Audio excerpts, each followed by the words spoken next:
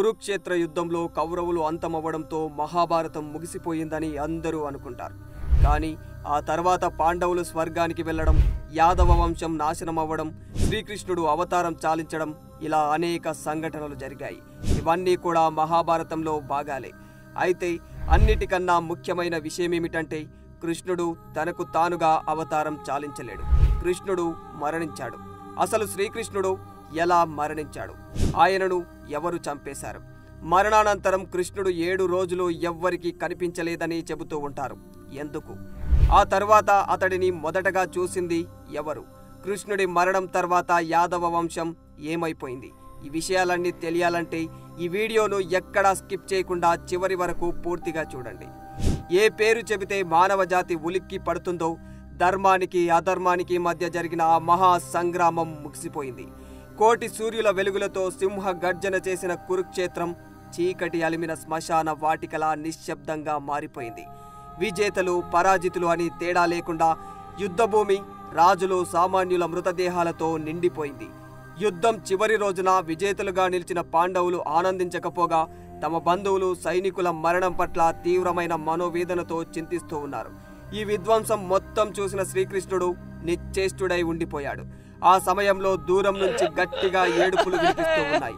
ఆ రోదన మరెవరిదో కాదు, గాంధారిది. కురుక్షేత్ర యుద్ధంలో తన 100 మంది సంతానాన్ని పోగొట్టుకున్న గాంధారి ఆమె తన మొదటి సంతానం దుర్యోధనుడి దగ్గర కూర్చొని ఏడుస్తూ ఉంది. ఆ సమయంలో పాండవులు కృష్ణుడు వచ్చాడని గాంధారికి చెబుతాడు సంజయుడు. ఆ క్షణం ప్రతీకారం కోపంతో ఎర్రగా మారిపోయిన ముఖంతో గాంధారి పాండవులను పూర్తిగా విస్మరించింది.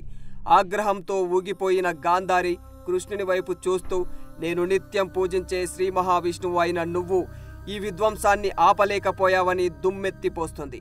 విష్ణువు రూపమైన నీకు సాధ్యమైనా కూడా ఆపే ప్రయత్నం చేయలేదని నిందిస్తుంది. మీ తల్లి దేవకిని అడుగు, బిడ్డలు పోయిన బాధేంటో తెలుస్తుంది. ఆమె 7 పిల్లలను పుట్టిన వెంటనే కోల్పోయింది. నేను నా 100 కొడుకులను యుద్ధంలో కోల్పోయారని శోకాలు పెట్టి ఏడుస్తుంది. గాంధారి మాటలు విన్న కృష్ణుడు ఓ చిరునవ్వు నవ్వి, ఇదంతా జరుగుతుందని నేను ముందే దుర్యోధనుడికి మిగతా కౌరవులకు కూడా చెప్పానని అంటాడు. అప్పటికి ఆగ్రహం చల్లారని గాంధారి, నా విష్ణు భక్తి నిజమైతే, నా పతిభక్తిలో ఎలాంటి లోపం లేకపోతే ఈ రోజు నుంచి 36 ఏళ్లలో నువ్వు మరణిస్తావని శపిస్తుంది. అంతేకాదు, యాదవులు కూడా ఒకరినొకరు కొట్టుకు చస్తారని, ద్వారక నీటిలో మునిగిపోతుందని శపిస్తుంది. ఆ తర్వాత కాసేపటికి ఆవేశం చల్లారి తాను పెట్టిన శాపం గుర్తు చేసుకున్న గాంధారి కృష్ణుడి పాదాలపై పడి ఏడుస్తుంది. ఆ శాపం వెనక్కి తీసుకుంటారని ప్రాధేయపడుతుంది. అప్పుడు ఆమెను పైకి లేపి కృష్ణుడు ఆ శాపాన్ని అంగీకరిస్తాడు. యుధిష్ఠిరుని పట్టాభిషేకం తర్వాత కృష్ణుడు తన రాజ్యాన్ని పరిపాలించడానికి అందమైన ద్వీపం ద్వారకకు తిరిగి వెళ్ళిపోతాడు. ఆ తర్వాత 36 ఏళ్లు కృష్ణుడు సత్యభామ, రుక్మిణి, కుమారుడు సాంబాతో కలిసి సంతోషంగా జీవిస్తూ ఉంటాడు. ఒకప్పుడు మంచి బోధనలతో సత్ప్రవర్తన కలిగిన యాదవులు నిత్యం కృష్ణుని భక్తిలో మునిగి తేలేవారు. గాంధారి శాపం వల్ల వారి బుద్ధి మెల్లమెల్లగా మందగించడం, క్రమశిక్షణ కోల్పోయి పోకిరీల కంటే ఎక్కువ తయారైపోయారు. ఈ క్రమంలో ఓసారి సప్త ఋషులంతా శ్రీకృష్ణుడు బలరాముల్ని చూసేందుకు ద్వారకాను సందర్శిస్తారు. ఋషులను చూసిన యాదవ బాలుర సమూహం సప్త ఋషులతో ఒక చిలిపి పని చేస్తారు. సాంబకు ఆడపిల్ల వేషం వేసి గర్భవతిలా తయారు చేసి, ఈ స్త్రీకి మగపిల్లవాడు పుడతాడా లేదా ఆడపిల్ల పుడుతుందో అంచనా వేయమని వారిని ఆట పట్టిస్తారు. దీంతో ఆగ్రహానికి గురైన ఋషులు మారువేషంలో ఉన్న బాలుడు యాదవ జాతి మొత్తాన్ని నాశనం చేసే ఇనుప ముద్దకు జన్మనిస్తాడని శపించారు. అది విన్న యాదవులు ఆశ్చర్యపోయినప్పటికీ క్షమాపణ కూడా చెప్పలేని దురహంకారంతో ఉండిపోతారు. ఋషి శాపాన్ని మతి స్థిమితం కోల్పోయిన వ్యక్తి ప్రసంగంలా ఫీల్ అయి నవ్వుతూ అక్కడి నుంచి వెళ్ళిపోతారు. అయితే మరుసటి రోజు ఉదయం సాంబకు ప్రసవ నొప్పులు వచ్చాయి. తర్వాత అతని లోపల నుంచి ఒక వింత వస్తువు ఏదో బయటపడుతుంది. అది చూసిన యాదవులు భయంతో వణికిపోయి అక్రూర, ఉగ్రసేన కృష్ణుడి సమక్షంలోకి పరుగెత్తుతారు. విషయం మొత్తం వివరిస్తారు. అది విన్న వెంటనే అక్రూరుడు ఆ వస్తువు ఏదైనా సరే దానిని అణువంత కూడా వదలకుండా మెత్తగా పొడి చేసి సముద్రంలో కలిపేయమని ఆదేశిస్తాడు. చెప్పినట్లుగానే యాదవులు ఆ పదార్థాన్ని మెత్తగా నూరి కరగదీస్తూ ఉంటారు. ఎంత కరగదీసినా ఒక చిన్న ముక్క మాత్రం కరగడం లేదు. చేసేదేమీ లేక ఆ చిన్న ముక్కను కరగదీసిన పొడిని సముద్రంలో విసిరేసి వెళ్ళిపోతారు. ఆ మిగిలిపోయిన చిన్న ముక్కను ఒక చేప మింగేస్తుంది. చేప ఒక వేటగాడు పట్టుకొని కూర వండుకోబోతే అందులో ఒక పదునైన ఇనుప ముక్క కనిపిస్తుంది. దానిని ఆ వేటగాడు చక్కటి బాణాన్ని తయారు చేసుకుంటాడు. మరోవైపు సముద్రంలో కలిసిన ఆ పొడి ఒడ్డుకు చేరుకొని కొట్టుకుపోయి ద్వారక తీరంలో చేరుతుంది. ఆ పౌడర్ చేరుకున్న ప్రాంతంలో ఒక రకమైన గడ్డి దట్టంగా పెరిగిపోతూ ఉంది. అయితే 36 సంవత్సరాల మహాభారత యుద్ధం తర్వాత ద్వారకా నగరంలో చాలా శకునాలు కనిపించడం ప్రారంభించాయి. సుదర్శన చక్రం, పాంచజన్య శంఖం, శ్రీకృష్ణుడి రథం, బలరాముడి నాగలి అన్నీ ఒక్కొక్కటిగా అదృశ్యమైపోయాయి. ఒకరోజు సముద్ర తీరంలో మద్యాన్ని తాగి పూర్తిగా స్పృహ కోల్పోయిన యాదవులు వారు ఒకరినొకరు ఆట పట్టించుకోవడం ప్రారంభించారు. ఈ క్రమంలో సాత్యకి, కృతవర్మ ద్వారక వినాశనానికి ప్రారంభ బిందువులుగా వ్యవహరించారు. కురుక్షేత్ర యుద్ధంలో కృతవర్మ కౌరవ పక్షాన, సాత్యకి పాండవుల పక్షాన పోరాడతారు. అదే విషయాన్ని, నాటి భయంకరమైన యుద్ధ జ్ఞాపకాలను తిరిగి గుర్తు చేసుకుంటూ ఉంటారు. వారు ఒకరినొకరు దూషించుకుంటూ ఉంటారు. ఆవేశంతో సాత్యకి కృతవర్మపైకి దూకి అతని తలను నరికేస్తాడు. తర్వాత కృతవర్మ మిత్రులు సాత్యకిపై విరుచుకుపడతారు. వారు ఆనందం కోసం సముద్ర తీరానికి వచ్చినందున తమ వెంట ఎటువంటి ఆయుధాలని తీసుకురాలేదు. దీంతో సముద్ర తీరం వెంబడి విస్తారంగా పెరిగిన గడ్డిని ఆయుధాలుగా వాడి వాటితో ఒకరినొకరు కొట్టుకు చచ్చారు. ఈ మహా విపత్తు నుంచి శ్రీకృష్ణుడి రథసారథి దారుక, బబ్రు అనే మరొకరు మాత్రమే ప్రాణాలతో బయటపడతారు. ఈ మొత్తం విధ్వంసం తన కళ్ళ ముందే జరగడాన్ని చూడలేక అప్పటికే శ్రీకృష్ణుడు ద్వారకా నగరానికి కొన్ని మైళ్ళ దూరంలో ఉన్న ఓ తపోవనంలో కృష్ణుడు తపస్సు చేసుకుంటూ ఉండిపోయాడు. అప్పుడు దారుక కృష్ణుని వద్దకు పరిగెత్తుకుని వెళ్ళి, ఓ కృష్ణ, యాదవ వంశం మొత్తం ఒకరినొకరు కొట్టుకొని చనిపోయారు. బలరాముడు ఎక్కడున్నాడో ఎవ్వరికీ తెలియదు. అతని కోసం వెతకడం మంచిదని సలహా ఇస్తాడు.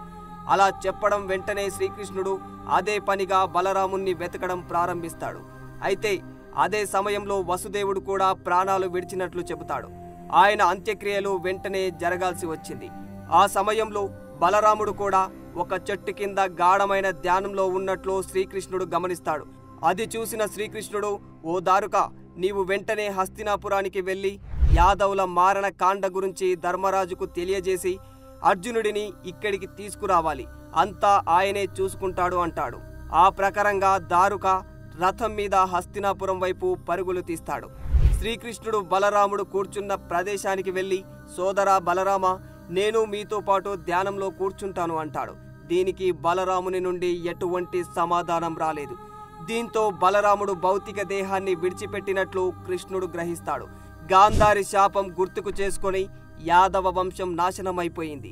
36 ఏళ్లు గడిచిపోయిందనే శోకంతో ఒక చెట్టు కింద పడుకొని కాలిపై కాలు వేసుకొని ఆలోచనలో మునిగిపోతాడు శ్రీకృష్ణుడు. తాను కూడా ఈ శరీరాన్ని విడిచిపెట్టే మార్గాలు ఆలోచిస్తుండగా ఋషి దుర్వాసుని మాటలు గుర్తుకు వస్తాయి. ఒకప్పుడు దుర్వాసుని కోరిక మేరకు అతను పాలు, చక్కెర, బియ్యంతో తయారు చేసిన పాయసాన్ని తన శరీరమంతా పూసుకొని ఉంటాడు. అతని కాళ్ళు నేలపై ఆనుకొని ఉండటంతో ఆ పాయసాన్ని పాదాలకు పూసుకోలేకపోయాడు. అది గమనించిన దుర్వాసుడు, కృష్ణ, మీరు మీ పాదాలకు పాయసం పూసుకోలేదు, నీ చావు నీ పాదంలోనే ఉంది అని చెబుతాడు. ఆ సమయంలో కృష్ణుడు యోగ సమాధిలో ఉండగా జర అనే వేటగాడు ఆ అడవిలోకి ప్రవేశించి కృష్ణుడి కదులుతున్న పాదాన్ని జింకగా భావించి బాణాన్ని ప్రయోగిస్తాడు. వేటగాడు కృష్ణుడిని చేరుకొని తన తప్పుని క్షమించమని వేడుకుంటాడు. అప్పుడు శ్రీకృష్ణుడు అతనిని ఓదార్చి అతని మరణం ఎలా అనివార్యమైందో చెప్పేస్తాడు. ఆ విధంగా కృష్ణుడు తన అవతారాన్ని చాలించుకుంటాడు. అయితే ఇక్కడ కృష్ణుడి మరణానికి కారణమైన వేటగాడు మరెవరో కాదు, అతను గత జన్మలో వాలి అని నమ్ముతూ ఉంటారు. ఇక ద్వారకాలో శ్రీకృష్ణుడు బలరాముడు కూడా లేనందున సమస్త బంధుగణం మధ్య యాదవుల అంత్యక్రియలు అర్జునుడు ఒక్కడే దగ్గరుండి జరిపించాడు.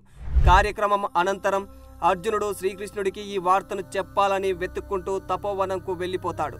కానీ అక్కడ ఎంత వెతికినా కృష్ణుడు కనిపించలేదు. అలా రోజు వెతుకుతుండగా 7వ రోజు ఒక్కచోట శ్రీకృష్ణుడు కనిపిస్తాడు. కానీ ప్రాణం లేకుండా కనిపిస్తాడు. కృష్ణుడిని విగత జీవిగా చూసిన అర్జునుడు నిలువు రాయిలా మారిపోతాడు. దిక్కులు పిక్కటిల్లేలా రోదిస్తాడు. కృష్ణుడు అరణ్యంలో ఉన్నప్పుడు బోయవాడి బాణం కాలిలో దిగడం వల్ల ఆయన దేహాన్ని వదిలేశాడని 6 నుంచి 7 రోజులు గడిచిందని గ్రహిస్తాడు. అందువల్ల కృష్ణుడి మృతదేహాన్ని ద్వారకకి తీసుకువెళ్లే వీలు కూడా లేకుండా పోతుంది. ఏ ఆర్భాటము ఏ శాస్త్రము లేకుండా అదే చోట అర్జునుడు ఒక్కడే శ్రీకృష్ణుడి మృతదేహానికి అంత్యక్రియలు పూర్తి చేస్తాడు. అయితే అర్జునుడు శ్రీకృష్ణుడికి అంత్యక్రియలు నిర్వహించినప్పుడు శరీరం మొత్తం కాలిపోయినా కూడా గుండె మాత్రం అలా కొట్టుకుంటూ ఉండిపోతుందని చెబుతారు. 8 మంది భార్యలు, 80 మంది సంతానం, మనుమలు, విపరీతమైన బలగం, అఖండమైన కీర్తి ప్రతిష్టలు ఉన్నప్పటికీ శ్రీకృష్ణుడి అంత్యక్రియల సమయానికి బావ అయిన అర్జునుడు తప్ప ఇంకెవ్వరూ లేరు. శ్రీకృష్ణుడి తండ్రి వసుదేవుడికి కూడా 2 కుమారులున్నా ఆయనకి కూడా వాళ్ళ చేతుల మీదుగా అంత్యక్రియలు జరగలేదు. ఇది గాంధారి శాపం. కర్మ ఫలానికి భగవంతుడు కూడా అతీతుడు కాడని కృష్ణుడు ఈ విధంగా నిరూపించాడు. ఇంతటితో కృష్ణుడి అవతారం ముగిసిపోతుంది. For more videos like this, subscribe Big TV channel.